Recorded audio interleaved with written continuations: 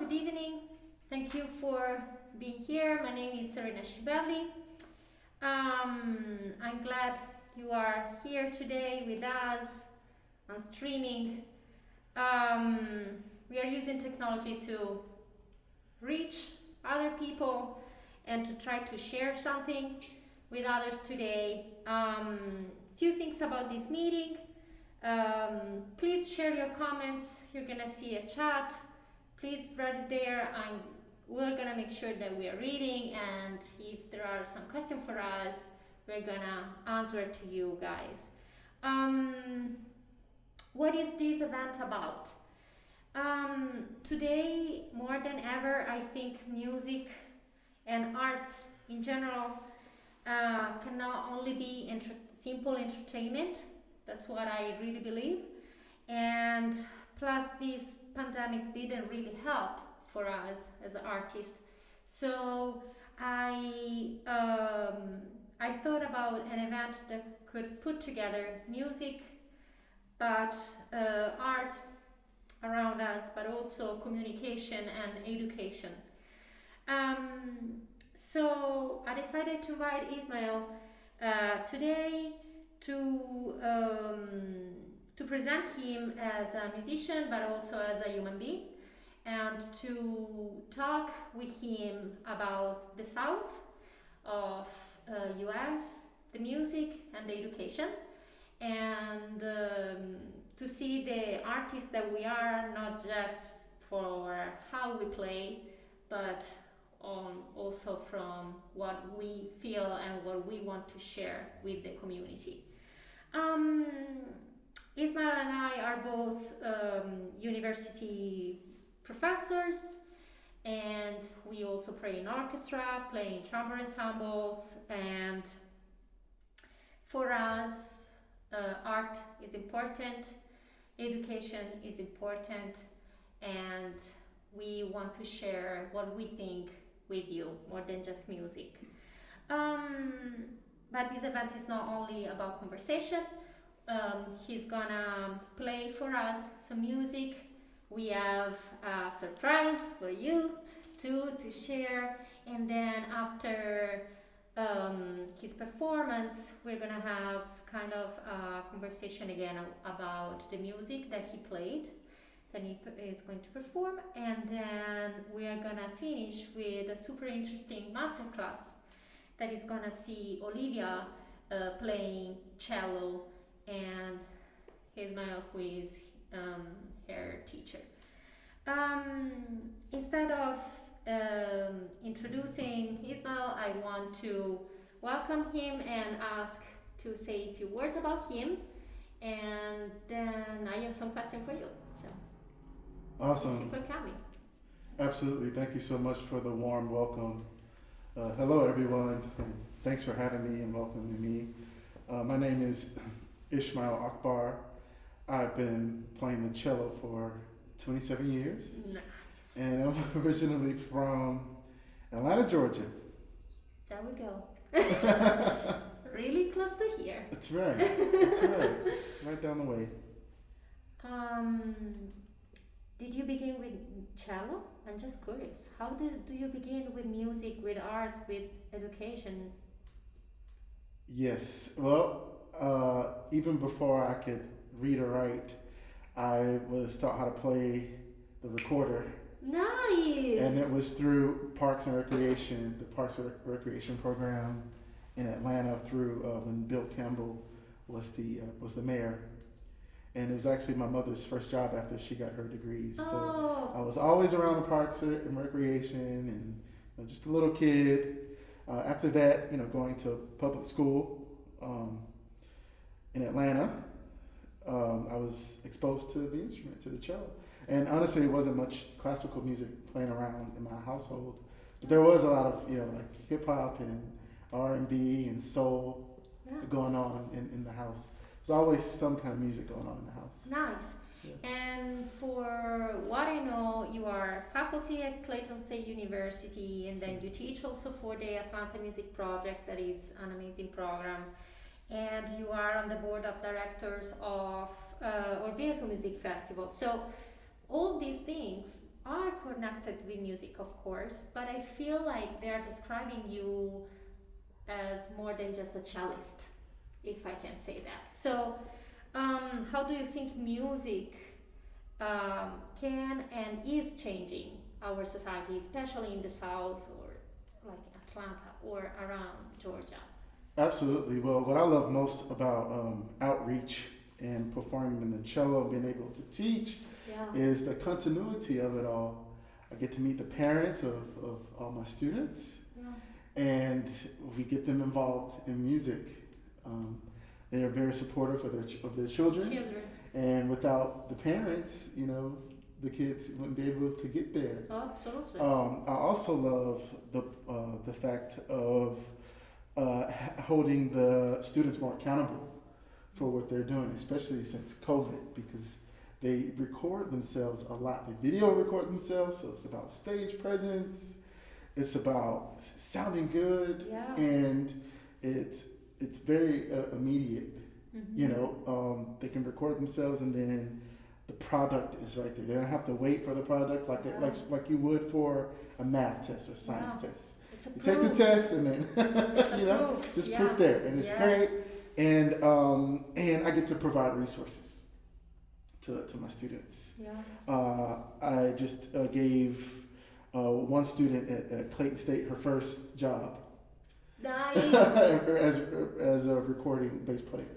That's a good accomplishment. It's a practical accomplishment. Absolutely. Yeah. Absolutely. Cool.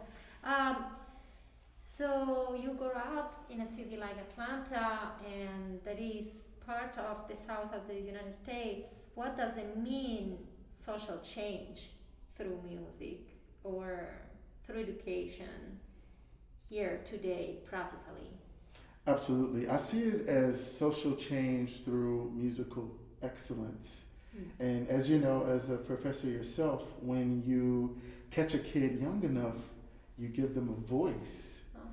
And they get to, their personalities begin to mature with their instrument as well. So, as they mature into adults, they can carry their instrument as well. And that, revolves around their entire lifestyle, right? So it's not just, taking an instrument and practicing, so much more. There's so much more to that. It's completely about discipline. Yeah. It's about consistency, and it's about confidence. Yeah. Some kids are uncomfortable with just simply, getting on stage and playing. Yeah, expose themselves. Expose themselves to music. There's some kids are a little bit more vulnerable. However, when you give them an instrument, you give them the voice. They've been practicing consistently, so they got discipline. And and as they grow into adults, you can see that work ethic that they developed from simply playing an instrument, as you know. Yeah, absolutely. Speaking about dreams, what is your big victory, I think, or what do you have in mind as a big victory as a teacher or musician today for the South, for the music? Yes, that's right. I mean, it'll be wonderful to see more people of color in the audiences and on stage, because a lot of what I do has to do with completely that. I mean, I when I'm not teaching, I'm performing. When I'm not performing, I'm teaching. And I have really got lucky and received the privilege of teaching at HBCUs and historical Black colleges. And I know that the Glee Club is a big thing. I mean, it's huge. But I think, collectively, a lot of the instrumental professors at historical Black colleges like Spelman, Clark, or Morehouse, we can really work really hard and get the instrumental portion of these HBCUs up to par, and have them be equivalent to the Glee Club, as far as the level, as far as the music making, because I believe classical music has a place in the African American everywhere. community Yeah. as well. I'm I've been thinking about it because, especially coming from Europe, um, I see diversity here. And I think I can describe myself as a person who had opportunities here that I didn't have in Europe. So I feel really lucky for what I got from here, what I'm getting from here.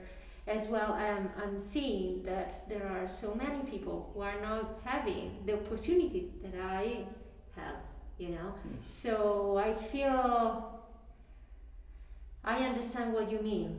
Yes. Even if I cannot, Absolutely. maybe not Well, enough, but well, yeah, I know exactly where you're coming from. It's really about exposure, yes. right? How do you know that you like something if you're not? If you don't get it, exactly. you don't if you're not experience. exposed to it, yeah. Or if you grow up thinking that it's really far from me and Exactly. I don't understand it. That's a shame, and it's not fair. That is that way. Yeah, absolutely. It's a shame. So we are having mass, we are having social distancing, and we are teaching and trying to play and perform with all these parameters and everything. How do you think this pandemic is changing the music, the education, the culture, the society in the South specifically? Yes, and it's exactly what we have discussed before, and it's the impact music has on the community. If you want to be a doctor, you go to school for so many years. You want to be a lawyer, you go to school for so many years. But what about the emotional aspect of the human being, Mm-hmm. right? I mean, you could buy a therapist, you can buy a psychologist, but with music, it's much more immediate, especially during these times, because music is so naturally healing. And then it's even more therapeutic when you in the act of playing an instrument. Yeah. Yeah. So right now is as we know, is completely about healing and outreach and who you can reach with the music. Yeah. And show people that music is therapy. I felt like at the beginning of the pandemic, especially, I tried to understand what was going on, and because of my family is still in Italy, I was able to kind of get from that what it would happen here like a few weeks after. So I already knew something was happening and how it was happening, and then I realized I need to find something good from these, So I feel like I got to get more connected, like with social media in some way, with a lot of people through the music I was recording. I got connected to a side of music that I wasn't really maybe able to do, like recording or all these things about technology that always around the house there are people who are doing it as a job, and then I figure, okay, I better figure it out. I better do it because I need to share my music. I need to do something for others while I'm alone in my house, Yes. So I feel like it's not all bad, almost, or even better, we can find something better on anything that is happening around us. Yes, we can. Yeah? Yes, we can. Okay. Absolutely. Well, no more question. The test was good. The result was really good on this test. No, I really would like for you to play some music for us. Okay. Okay. Thank you so much. No, thank you. Thanks for Music. having me. That's right. Okay.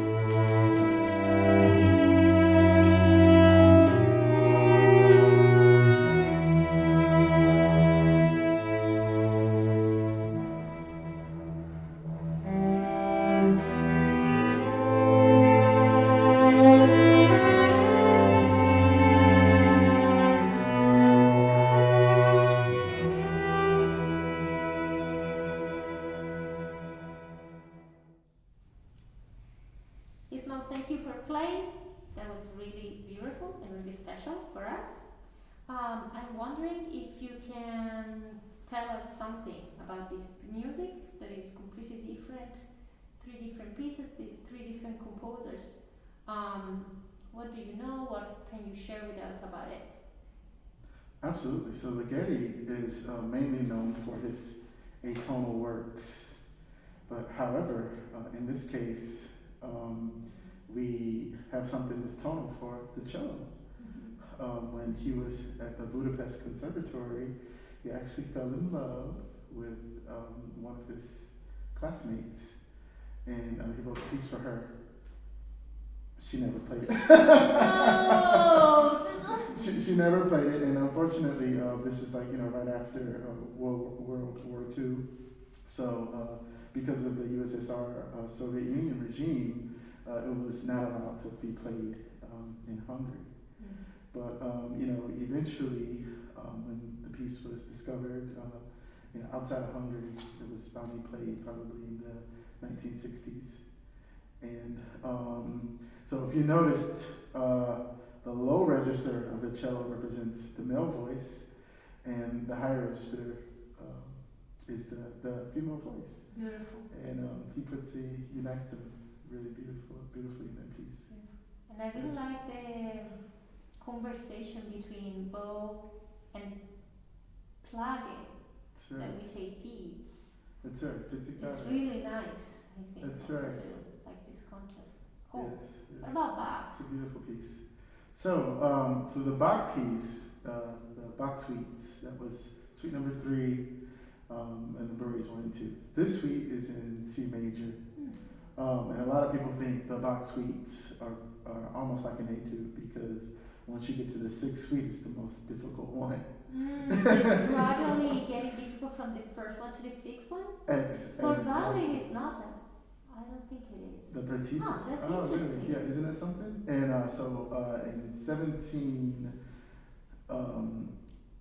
in 1717, Bach left a town where he mainly played the organ. He mainly played the organ in this town. It was called Weimar in Germany, and he snuck out of the town because he wanted to be like the composer of the day. He wanted to be the main composer. He actually got incarcerated for sneaking out. Yeah, Bach was incarcerated. Can you believe it? Hard to believe. Yeah, but so during this time, probably in the 1720s, is when Bach wrote the Bach suites. He also wrote like the Brandenburgs, and actually a lot of the musicians that he was writing for, he mainly composed those pieces to kind of see what they can do. That's why a lot of them or some are difficult, and most of the string players of the time are from Berlin. They're from Berlin, and I believe the town that he went to in 1717 was Curtin, Germany. Nice. And remind us the title of what was this movement that you played? Which movement did you play? This is Bourrées 1 and 2 Bourrées. of the Bach suite. Number That 3 is a dance. C major, and they're French dances. Yes. Yeah, so really it was feeling kind of like gallant style, like some court dancing going on Yes, that's around right. you. That's right. And what I love most about that those movements of that suite is the contrasting styles from Bourrées 1 and Bourrées 2. The Bourrées 2 is in a minor key. Most of Bourrées 1 is in a major key, and I mean it contrasts. It's so beautifully. Yeah. It's one of my favorites. And then we made it even more special because together we played. What did we play? Tell us something. That's right. So Walk With Me is a Negro Spiritual. And, back in the days when the people of color were enslaved, they would sing spirituals. Now, sometimes the spirituals would have hidden messages in there to reach the Underground Railroad.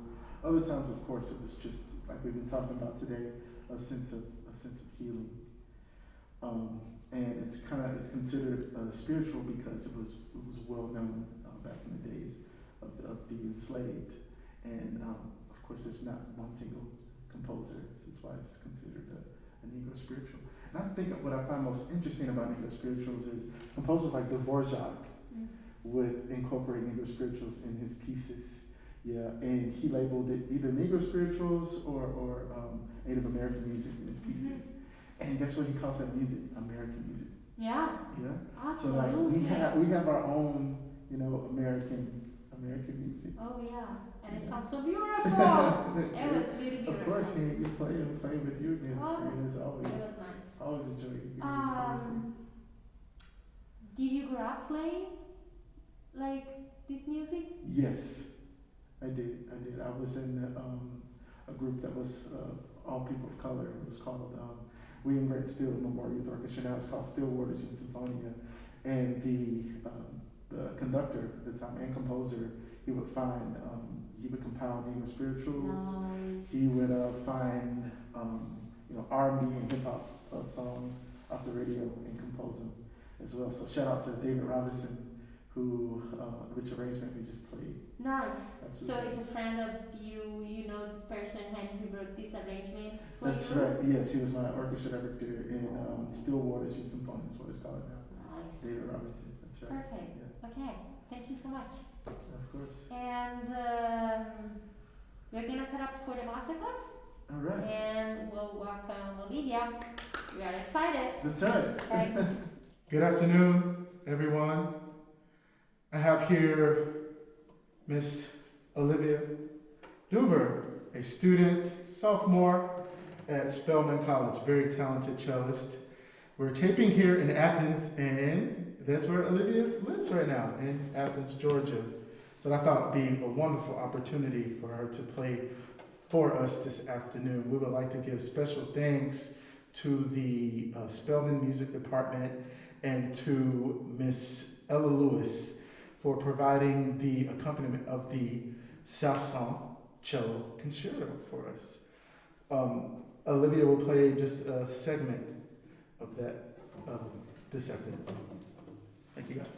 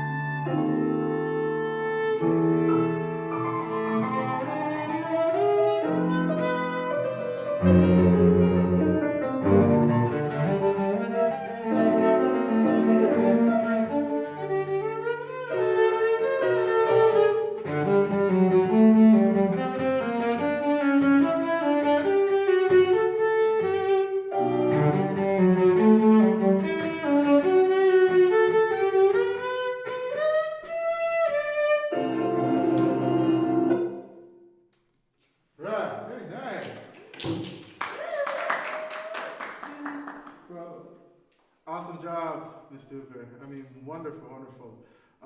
Actually, this piece in the repertoire is completely not the easiest piece to come across when you're first learning it, and you just completely did a wonderful job for your first time playing a concerto and for your debut show in Athens.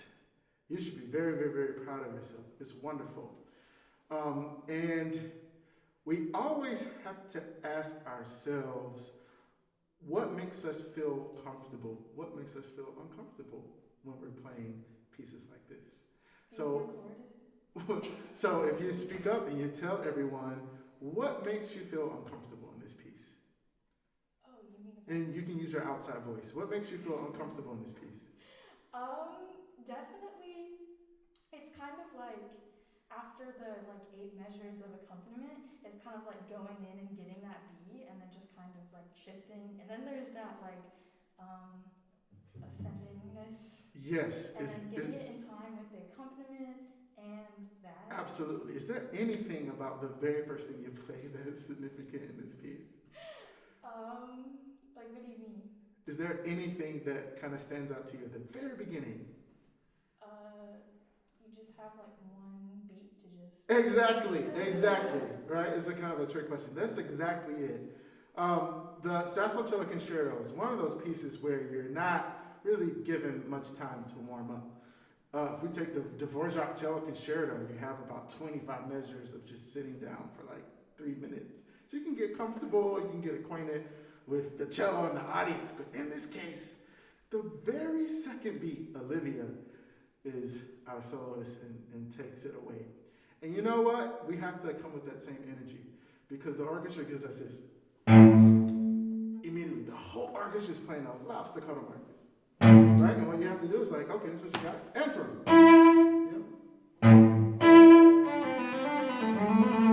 Yeah? Let's try that. Okay. Can I be the orchestra? You be the soloist? Yeah.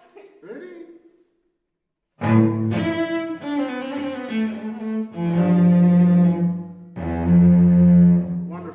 Wonderful. Okay, ladies and gentlemen, the only trick to that is, how do we sustain just a powerful right hand, but keep the left hand just like little spiders walking around? It's a magic trick, okay? It really is. And the more we differentiate between the two, the more successful we'll be. Yeah?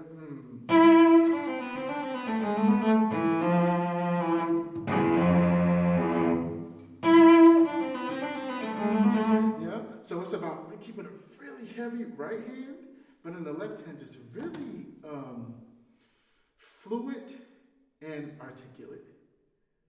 Let's try once more. Okay. Let's try it again. So fluid and articulate, and your fingers are like hammers on the fingerboard. And honestly, what helps me at the very beginning, I'm always subdividing my head. My brain is like a motor. I'm going. Yeah, and that's going to kind of help you kind of keep your cool when you're playing this. Cool in the left hand, but heavy in the right. Yeah. Let me try it again. I'll be your orchestra. Like that? Yeah, that's exactly it. But why'd you stop? Oh. All right. You want to try it again? Okay. It was so good. You start feeling yourself. You was like, oh, it's like that. Okay. All right. Let's keep going. So ready?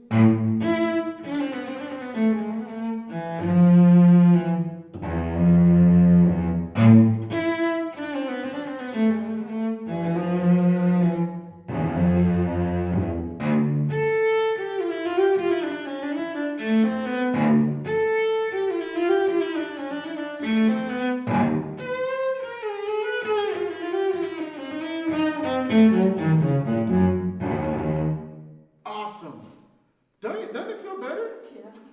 That's so awesome. It sounds much more confident and everything. And one of my mantras is every technical difficulty has a musical solution. Isn't that something? So you were actually being more musical, and you didn't know it, but you're being more musical, and you're building a phrase. So as musicians, we are architects, yeah, and we're building our own phrase. We're building our own our own building. Yeah, that's wonderful. How about we phrase this time? So maybe the opening, it's marked mezzo forte. Yeah, so we can build from mezzo forte, and this can be the climax of the phrase. Yeah, okay. So I know I'm giving you a lot of energy here. So when you come here, maybe you can bring the dynamic down a bit.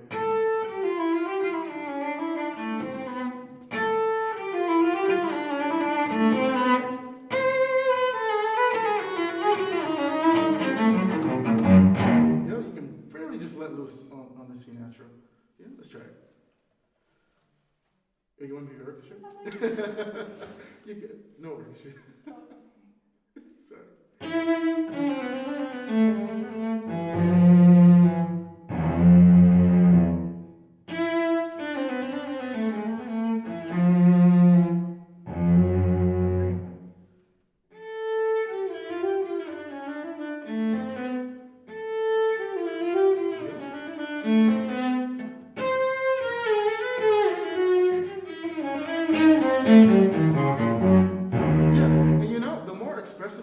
Help us play it.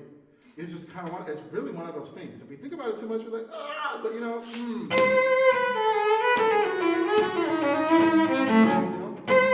just like it's somebody completely out of their mind. No, really, that's what it should feel like. And then it'll never go wrong every time you do it. You want to just try from the C? You just have to be that dedicated.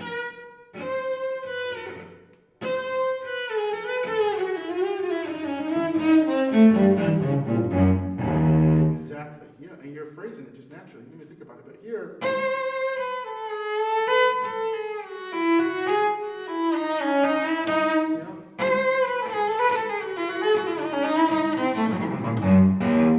You did it on your own. Yeah. So you're finding your technical solutions musically. It's wonderful. Great. Let's go to a contrasting area here. All right. Now. We got all of the conflict over in the world. We can. You're like, come on, Sasson. Really? After all of that, and then we have half notes?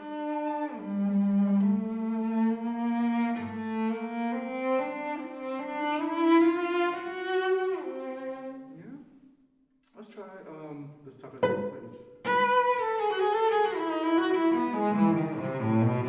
try that page.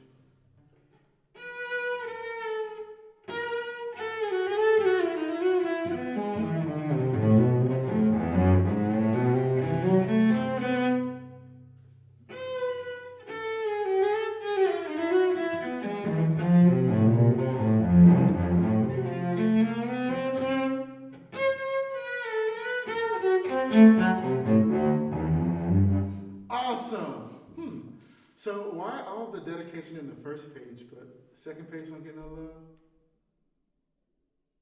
I'm just thinking about hitting that B every time. And you hit it wonderfully, yeah? So kind of exactly what I was saying about the first page. And the second page, that much dedication still in the triplets. Yeah.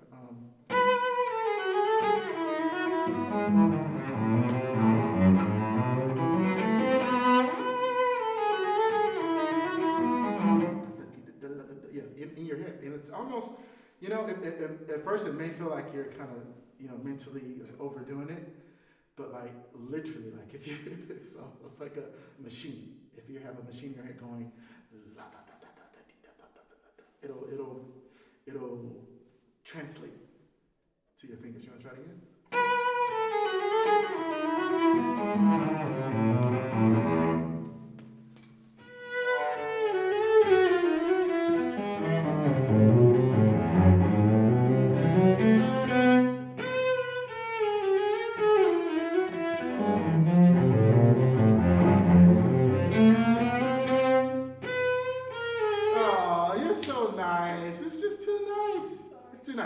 Yeah, when we play something like this with that kind of, nice demeanor, nice orientation, is going to work against us. To be like a little deranged.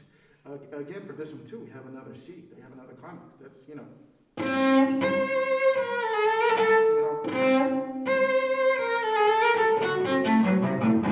because we have.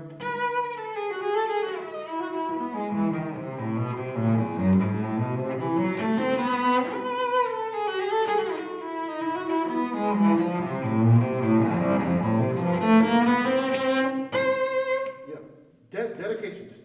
You want to just start from the C's and I can think about it. How does that feel? Does that feel good? Doesn't it feel liberating? Yeah, slightly holding my breath when I share. You don't have to. Just, try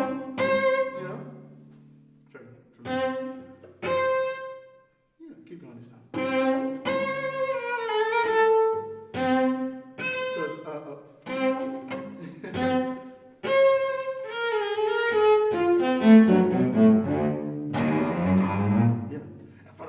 we can just do chromatics. That's just fun, right? Yeah, okay. So we're finding spots where we can be extra musical and the easy spots too. And that's one of the easy spots. Then we can start showing off. This is really easy. No problem, right? Because it's just chromatic. Wonderful. Okay. So now you're capturing the energy, and then those chromatics we can show off, right? Because it's easy. We don't really, we can really, do our thing there, yeah? But after that, we have a contrasting, right? After all of these notes we just played, we can just finally, so let's hear that beautiful tone you were coming up with earlier.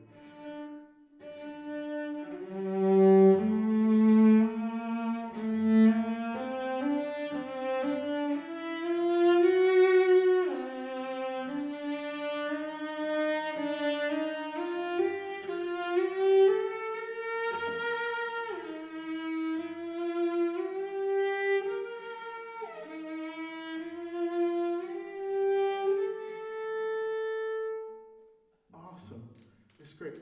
A section like this reminds me of Bach. You know why? Because it's mathematics. It's so symmetrical. We have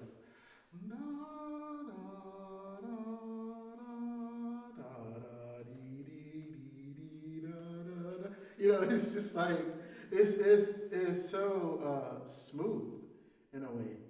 But however, if we sound that way, then we don't convey anything to the audience. Yeah, if we sound yeah. So if you're thinking about phrasing, where do you think the first phrase goes? Maybe like the to the. Yeah, because that's like a fourth. To the G flat. Awesome. Can you show us that? Can you translate it in your set?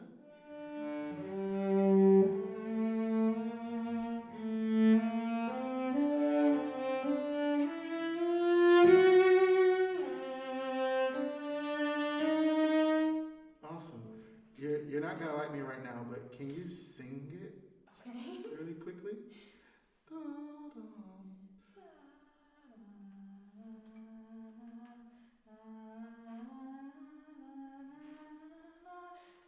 Oh, there you go. You did it with your voice, yeah. And a lot of times when we sing, we can just translate it. Yeah. So you need a little bit more musical direction there. Just here in these quarter notes. We'll try one more time and breathe in.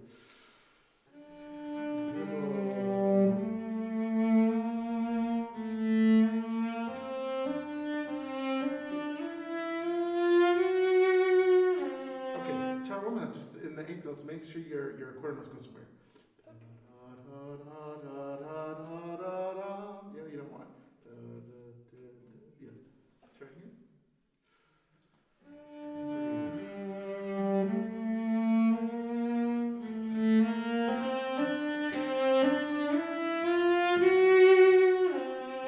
Awesome.